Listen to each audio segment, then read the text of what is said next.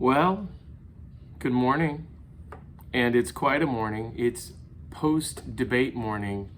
Holy guacamole. I don't know where you were last night. I don't know how you took in the debate. Maybe it was with a group of friends. Maybe it was in your own home. Maybe it was out at a political party. But if you're like me, you're waking up this morning and you're like, what just happened? What in the world was that? Because it was something. It was really something.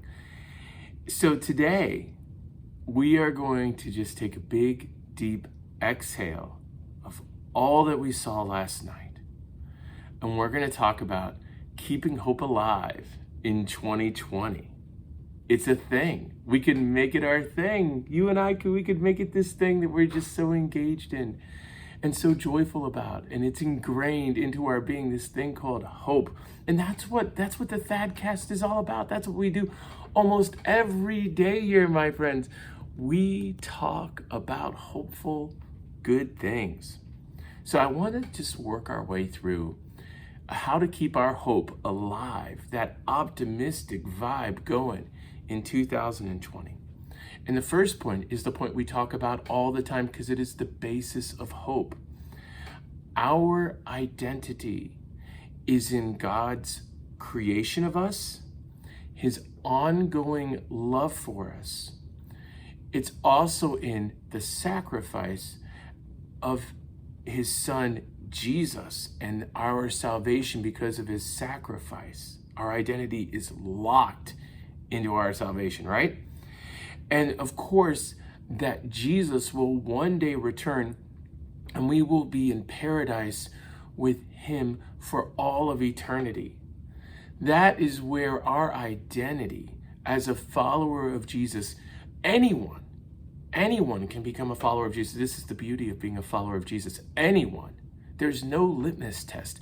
There's no hoops to jump through. It is simply knowing, loving, and obeying Jesus, or following Jesus. I like to say instead of obeying, because following is much more than obeying.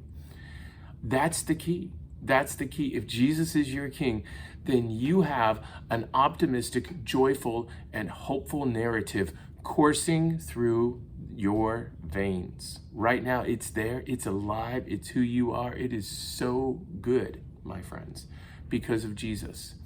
And when Jesus comes back, he is going to fix all the rights in this world, and he is going to create a perfect world where we will be with him for all of eternity. I know, it is so good. It is so good. Number two, we are not identified. I say this all the time too on the Thadcast. All the time we talk about this. We are not a political party. You are not labeled by your party, and that's all who you are. You do not inherit the wrongs of political candidates upon your own person. And the scriptures talk about this, that the sons and the daughters will not be held responsible by God for their father's sins, which makes complete sense. It makes 100% sense that we are not held responsible for other people's wrongs, okay? This is why we identify in Jesus alone. This is why the core of who we are needs to identify in Jesus and in our faith, and not in political candidates or political parties. Number three then, okay, so this is a little bit of a process in identity. We got to secure the identity to secure the hope, to secure the good vibes for 2020. Since our identity then is in Jesus, we exhale deeply and leave behind the fighting, the confusion, and the ugliness of the world that we live in today. We now enter into a world that is redefined by the goodness of God, and we have the scriptures that take us there on this journey. We really do. It's such a gift. So, with our identity in Jesus, we exhale deeply and leave behind the fighting, the confusion, and ugliness of this world. It's somebody else's deal. It's not mine, because I've got Jesus. And just speaking on a side note of somebody else's deal, unless you are a campaign manager for Donald Trump or for Joe Biden, or you're working intensely in their political party, this is national stuff, okay? And we'll get to this at the end. All you can really do is vote. You're not even going to influence a lot of people at this point in the election, okay? I talk about politics a lot because I want to give people a safe place for them to speak up and for them to be heard. So, all right, number four, back to the good vibe. The scriptures, the Bible, is packed full of these hopeful stories of folks when they were in dark and confusing and weird times. And if you all saw that debate last night, that was nothing short of weird. It was weird on a stick, right? During long droughts, God sent prophets to Israel, right, and to other countries to declare that rain was coming and the rain would come. God sent these messengers of hope, right? We're kind of in a drought right now, right? And the weather forecast is kind of like our prophet because there's a little bit of rain today again. It's good, it's hopeful. God used a prisoner in jail for attempted rape and sexual misconduct, Joseph, right? And it was false charges, but he was a prisoner, right? And he immediately turned Joseph into the savior of a nation to prepare them for a great famine that not only saved his country, but saved multiple countries and nations around them because of this prisoner. This is what God does. He takes the most low person imaginable and gives them influence over a great nation. Even Jesus himself chose to come at the worst time in history imaginable for Israel. Not only have they been dealing with the genocidal maniac of Herod, and then now Herod's son, who really wasn't much better, okay? But now, even though Herod is still there, their land is occupied by a violent army from Rome. It's the Roman army that has taken over. And this is when Jesus shows up in the most dark time, and he brings a message of hope that people their minds are blown. Their minds are blown. So many people are against this message of hope of Jesus, and all of a sudden, in this dark, dark time, Jesus walks into the room, and he's like, I am here, and I have good news for you. I have come to preach and talk of the goodness and love of my Father and my purpose here for you to come and follow me for all of your life so that I may bring you real joy. This is when Jesus shows up. It was a horrible time in history. But God is always preparing something new and full of light in the dark times. The tide right now in our country and in our world will change. It's a dark time in our world. We've got this COVID thing going on. We've got an election year. Folks, they canceled the Olympics on me, which is like my Super Bowl of sporting events of life. I love the Olympics, and it's been a just freaking bad year, right? I mean, what a mess. But the tide will change because of the goodness of God. The nature of God is that he brings revival and the change of heart. And I believe that is coming. It could even emanate right now from the Thadcast. It could, some stupid guy in Brentwood, New Hampshire, in his basement, and millions of people could start listening to this podcast, and they could find their hope and salvation through Jesus, because that's what this is all about. It is not about you. It is not about me, and it is not about the problems we face in the world. When it becomes all about Jesus, it becomes something else entirely better, entirely different, and it gives us faith and hope and courage to take on and fight the sins and atrocities of this world. And that's who we need governing each of our lives is Jesus, and we are led by the scriptures, which are packed full of these stories of hope. But without this hope, what are we left to? The wisdom and consciousness of man? Where has that gotten us for millenniums? Into more wars? Into more problems? Come on. What has it really gotten us into? No, my dear friends, if we put aside this ugliness of this world and we focus all of our attention on Jesus and the goodness that he is doing, that's a whole different story. Not only the goodness of what he has done, we focus in on that creation of us, the sacrifice he made on the cross and the goodness he did in his life here on earth.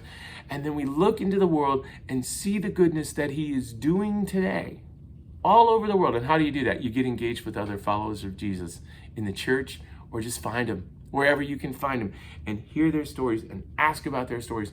And then the massive tide change at the end of this world, where God will make everything right and new and create a new earth right here. It says so in the Bible. He's going to do it, and it's going to be amazing. This is God's nature through history. All right, so what are our practical steps today? What are our practical steps in how we build this hope in our daily lives? Number one, numero uno, stay daily in the scriptures. Read God's word every day. You can read one verse. It doesn't have to be a yearly reading plan and 7 chapters. One verse, that'll take care of you. So slowly take in God's truths through his scriptures. Find a short devotional too to go with it. There's plenty out there. If you download the Bible app, by the way, it's got this thing on the front page and it says story. Click on that, and that gives you like a 2 to 3 minute devotional every day. That's good. Anything to get in God's word every day for you right now is going to be helpful. I would start there. That's your number one on how you build hope in your daily life. Number 2, health and sleep. Oh, there's never been a better time to make sure you get rest, that you drink enough water, that you're eating healthy, that you're eating right, and exercise will do wonders. Wonders. Breaking a good sweat, doing some push-ups, those types of things, walking 15,000 steps in a day, those will do wonders for your health. I've lost 11 pounds in 10 days. You want to know why? Because I am determined. I am determined right now that this world will not get the best of me and my health. It's been tough in COVID, y'all. I was like the heaviest I've been in a long time, and I am dropping. Like, it wasn't too bad, so no worries, right? But I'm dropping. I have a plan. I'm on point here. I know that if I take care of my health, I will feel so much better emotionally, well, physically first, and then emotionally and mentally. It'll all come together. Number 3, boundaries. Get the book Boundaries and cut the cord on the drama folks. Do not allow them to hold dominion over your life. Get them at an arm's distance if possible. You and I do not need to have toxic inputs coming from narcissistic people or overly self-centered people in our life right now. Take a step back in those relationships. Create healthy boundaries. You learn this from the book Boundaries. The book Boundaries will help you in so many ways. It's something that I use in my life all the time to separate myself from people who are toxic, chaotic, rude, hurtful, drama, whatever it might be. I keep healthy boundaries there because you know what? I love me. And I know that I am not going to be good for anyone else if I've allowed other people to run over me on a daily basis. So I keep healthy boundaries in place so that I don't have to get sucked down in, and then I'm not good for the relationships that I need to help lead in my life, which is my marriage, which I love my wife. She's the best. She needs to have a good, encouraging husband by her side, not somebody who's down and depressed and sucked into the drama. I need to lead my children.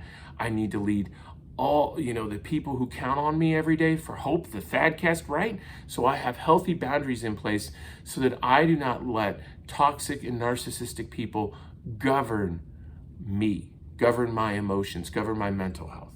Very important to learn how to cut the cord and set good boundaries and step into freedom. Boundaries book, I recommend it all the time. Get it, read it.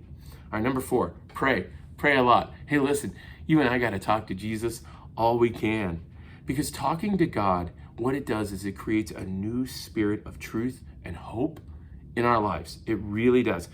It allows us to talk through what is going on in our life and turn to him quietly and listen. I know it's weird. It sounds magical and mystical.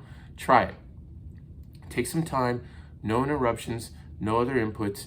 Pray, ask God to take over situations in your life, and listen. Just sit in silence. Soak in the word. One of the things I like to do is while I'm praying and listening, I'll recite scriptures in my head to silently get to that space where God and I are on point.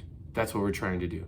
That's what is so amazing, is getting into that prayerful space where God is working and leaking his goodness into our life through prayer. And silence and prayer and asking him for help can make all the difference. And it allows you to talk through everything with somebody who loves you and knows you for everything. God is so good. Number 5, send one nice message a day to someone. Guess what? Encouragers attract encouragers, and that'll bring goodness into your life. If you take the initiative to do something nice or send a nice message to somebody, that can make all the difference in your life, because you're going to get a response. Almost all the time, you will get a good response. Number 6, your priorities.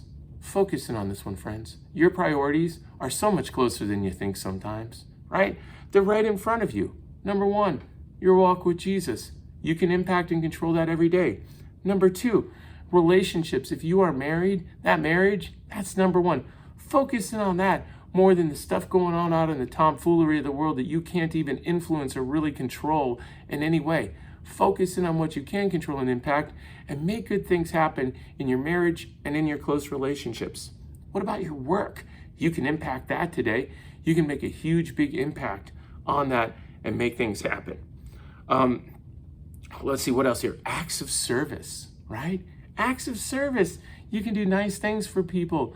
That type of an attitude will only generate more positivity in your life. Parenting. Focus in on parenting. Can it be depressing? Every single day. It's crazy, y'all. I got 6 kids in this house sometimes, and I got 1 in college right now, but 5 others. It can be crazy. It can be a bummer. But when I focus in and do my best as a dad, I know that I'm on the right path, and I can impact people's lives, these young people's lives, in a positive way. My friends, you and I just need to keep some perspective. We can vote for sure, but again, we're not going to make much of an impact outside of what we do in that voting booth on November 3rd. Most people have already decided who they're going to vote for in the election, right? So gaining a healthy perspective on what you can control and what you can influence is important. Think about those 2 things. Can I control it? Can I influence it? Put your efforts there on those priorities. And back to jobs and passions. Dig in right now on those. This is a great time right now to refocus and re-energize yourself in that way. My dear friends, do not let any cause or any candidate or individual steal your joy or your enthusiasm for life. God is way too good for us to back down to the temporary things of this world and allow a negative narrative to build in our lives. No way, no how.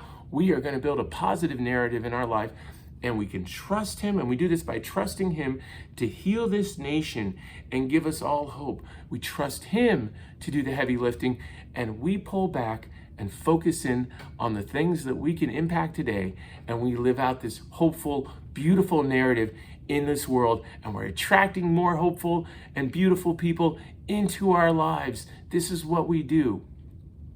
It's tough. I know it's tough right now, but some of y'all need to do that Taylor Swift thing where you shake it off, ooh, ooh, ooh. By the way, that was the worst moment of this podcast. But I'm telling you right now, that's what a lot of us need to do. And we need to recenter our lives back on Jesus, back on our families, back on our friends. Breathe in those scriptures and exhale out all the ugliness of this world today. Create a new narrative of hope in your life and be a beacon of hope to the people around you. Because we need you right now, more than ever. The world has needed people like you to help us pick up a little, ditch behind what's going on, and step into a new space together. We can do it. I believe it with all my heart. I really do. Well, listen, that is it for episode 281. As always, in closing, just a couple of things. If you could share this with one friend today, that's always helpful. My gosh, those reviews on iTunes are big time for me. So if you could take a minute and either make sure you click subscribe on whatever platform you're listening on. If you can do a review on that platform, that would also be amazing. That would be huge for me. And as always, if you share this on social media, that is always the best as well. Well, thank you again for taking time out of your day today to join me It was special. I hope it was magnificent for you. It was a good time for me, and I will be back tomorrow. And until next time, my dear friends, my prayer, my hope, my dreams for me, for you, and for this world is that we would be blessed. Love you all. Back soon.